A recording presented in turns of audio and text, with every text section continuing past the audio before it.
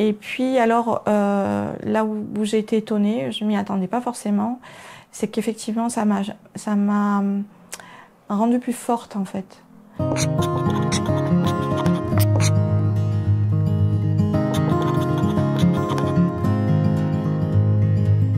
Alors à court terme, ce que ça a pu m'apporter, c'est déjà une clarification d'idées dans ma tête que j'avais, mieux comprendre peut-être aussi des choses que j'avais pu vivre, mieux analyser des relations familiales, amicales que je voulais creuser avec elle. Alors les bienfaits à court terme, c'est comment dire, une sensation de bien-être, un bien-être à la fois physique et émotionnel. Comment dire, un sentiment de légèreté, vous voyez, quand vous n'avez pas tout, parce que souvent l'émotion et les tracas psychologiques ont des répercussions physiques. Alors on a l'impression d'avoir l'estomac noué, on n'est pas bien, enfin voilà, on dort pas bien. Il y a des choses un peu plus de l'ordre de l'expression du corps. Ouais. Les grands changements qu'on peut reconnaître chez soi, c'est par exemple un apaisement émotionnel, un mieux-être aussi physique, puisque le corps et l'esprit sont liés. Ça peut être aussi un meilleur alignement par rapport à ses valeurs. Et ça peut être tout simplement se sentir au global mieux dans sa vie et dans ses relations. À court terme, ce qui était intéressant, c'était déjà de mettre un petit pas de côté par rapport à la période que je traversais, qui était un changement de boulot et du temps devant moi. Me dire, ok, qu'est-ce que je suis en train de vivre ? Et rien que ça, c'était assez précieux parce que je venais juste de sortir la tête du guidon. Ça m'a permis surtout après d'aller retourner voir les personnes de qui je parlais en séance pour leur parler aussi de ma thérapie et du travail que je faisais en ce moment. Ça libère en fait la parole et ça favorise l'échange, je trouve. Le but pour moi de voir une psy, c'était pas forcément de garder avec elle tous les sujets qu'on abordait ensemble, mais plutôt de les partager avec les gens dont je parle en séance pour avoir justement un meilleur lien et pouvoir mieux se parler entre nous. C'était vraiment ça que je cherchais derrière. Alors la psychologue que je voyais parlait pas beaucoup, mais pour autant, du coup, les phrases qu'elle prononçait étaient particulièrement percutantes et me restaient en tête à la sortie de la séance. Et il y a eu 2-3 phrases comme ça qui m'ont vraiment un peu ouvert les yeux ou qui me donnaient des réflexes au quotidien. Si je dois donner des exemples, elle me donnait des petits exercices à faire, par exemple, en me disant mets-toi face à ton assiette pendant un repas et demande-toi est-ce que ta meilleure copine, qu'est-ce qu'elle penserait de cette assiette ? Est-ce qu'elle se dirait j'ai assez à manger ? Est-ce qu'elle trouverait ça normal en fait ? Et donc c'était un petit exercice que je pouvais faire quand je sentais que oui, j'avais peut-être pas fait un repas équilibré auquel je pouvais me raccrocher pour aller mieux déjà physiquement. Au fur et à mesure d'ailleurs des séances, je l'ai vu progressivement et ça s'est installé et je me sentais mieux. Et puis alors, là où j'ai été étonnée, je m'y attendais pas forcément, c'est qu'effectivement ça m'a rendue plus forte en fait.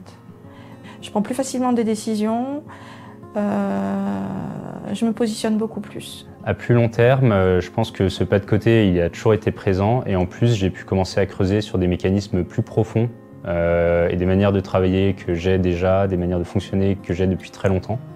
Et l'idée c'était pas de me changer, mais c'est d'apporter un œil nouveau et comprendre un peu les racines de mes manières de fonctionner.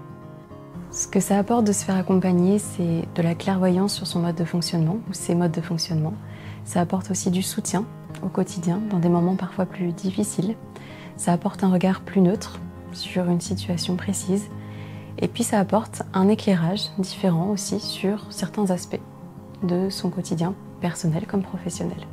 Sur le long terme, je pense que ça aide énormément à aborder des sujets avec son entourage, à pas être dans la colère.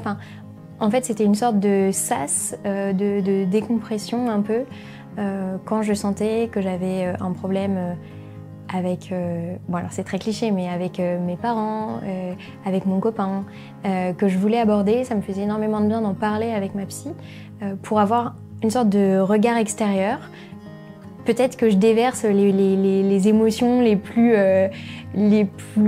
contenues, enfin, la colère, la frustration, etc. Et que j'arrive à plus relativiser mon ressenti et à le détacher des faits.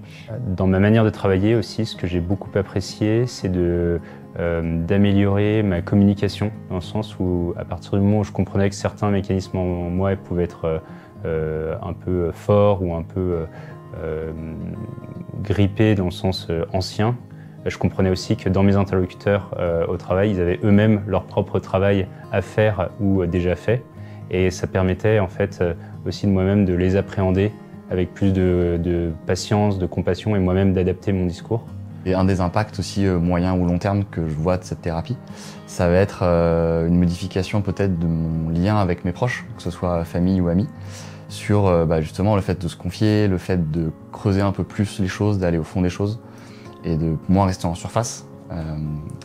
C'est des choses qui font du bien, c'est des choses qui renforcent un petit peu les liens. Et je pense que j'avais besoin de ça aussi. C'était un souhait de ma part en commençant ce travail-là. J'ai beaucoup plus de facilité grâce à ce travail en fait à appréhender mon quotidien et souvent dans mon cas à éviter de refaire le match. Donc une fois que plein d'événements se sont passés dans ma journée, éviter de ressasser certaines choses que j'ai pu faire ou que j'aurais pu mieux faire et de vivre en fait au fil de l'eau davantage. Donc un petit peu plus de lâcher prise aussi de ce point de vue-là. Ça m'a aidé à voir l'anorexie comme une conséquence d'un autre mal plus profond, à pas juste m'interroger sur mon rapport à la nourriture, sur mon rapport au corps, mais à me dire en fait quelles sont les causes profondes de mon stress, de mon anxiété. Pourquoi est-ce que j'ai besoin de l'anorexie pourquoi j'ai besoin de cette zone de contrôle qu'est l'anorexie. Et ça, j'avais trouvé ça extrêmement intéressant de se dire allons chercher ailleurs, peut-être qu'en fait la solution elle va être du coup dans je me suis mise à faire du yoga et parce qu'il fallait en fait traiter le stress à la racine et pas juste traiter la manière dont je m'alimentais. Et ça m'a beaucoup aidée aussi de me dire ça cache peut-être autre chose, allons voir, allons creuser. Au niveau des attentes de savoir quand est-ce qu'on va aller mieux, c'est une question qui est très fréquente, c'est-à-dire par exemple combien de séances est-ce qu'il me faut, à quelle fréquence, quelle va être la bonne durée pour moi. On ne peut pas savoir, ça dépend vraiment de soi, mais ce qu'il faut en tout cas retenir, c'est que rien n'est linéaire. À un moment donné, on va sentir qu'on va aller mieux, par exemple après la première séance. Et puis on va faire quelques séances et puis on aura peut-être l'impression de stagner un peu. Et c'est là qu'il faut s'accrocher. Parce que cette impression d'aller mieux, c'est bien, il faut capitaliser dessus, retenir ce qu'on ressent, mais ne pas abandonner tout de suite. Parce qu'il y a des moments donnés, on va continuer d'apprendre un peu plus sur soi et on va continuer à un moment donné de ressentir les bienfaits de la thérapie.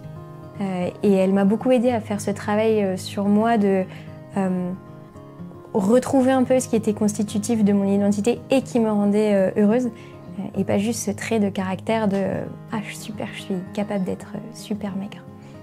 Des fois, je disais je faisais des compromis qui me convenaient peut-être pas beaucoup ou pas autant que ce que j'aurais aimé, etc. Mais bon, je me disais « c'est pas tellement important tout ça ».